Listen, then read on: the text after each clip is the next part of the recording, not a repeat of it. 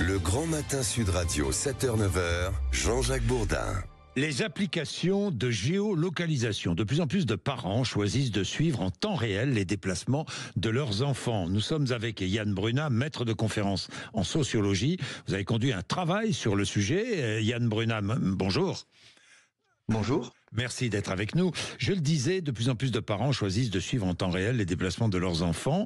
Alors, ces outils rassurent. Est-ce que ces outils apportent une réelle sécurité, Yann Brunat ?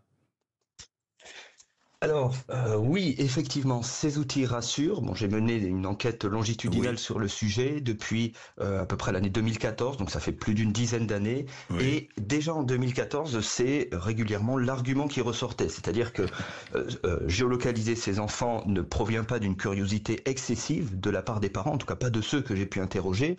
Il n'y a pas de volonté manifeste d'être intrusif, d'en savoir toujours plus sur les déplacements et activités des enfants. Mais il y a effectivement cette volonté de réassurance qui est très prégnante, notamment dans les sociétés contemporaines, pour tout un ensemble de facteurs. Et cette volonté se trouve en partie comblée par cette technologie. Alors, parmi d'autres, évidemment, ce n'est pas la seule forme de surveillance, mais c'est une technologie qui permet de la combler. Alors, 41% des parents disent faire usage de la géolocalisation pour surveiller leurs enfants. Malheureusement, les parents utilisaient la géolocalisation pour Louise, cette pauvre collégienne qui a été assassinée.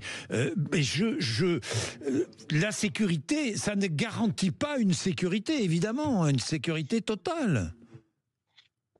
Pas du tout, cette sécurité est très illusoire parce que, bien sûr, vous pouvez savoir où se trouve un individu en temps réel, de manière très précise, mais ça ne le protège en rien, je dirais. C'est pour ça que certains parents préfèrent plutôt délimiter des zones qu'ils pensent plutôt sûres dans l'espace urbain. Et lorsque l'enfant sort, par exemple, de son trajet école-domicile, alors le parent a une notification immédiatement, mais ça ne le protège en rien.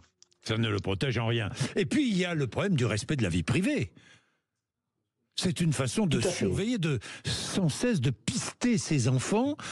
Arrivé à un certain âge pour l'enfance, ça devient délicat.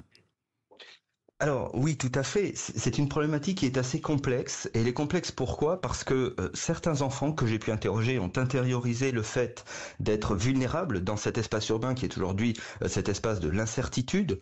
Alors je dirais pas de l'insécurité, mais dans tous les cas de l'incertitude.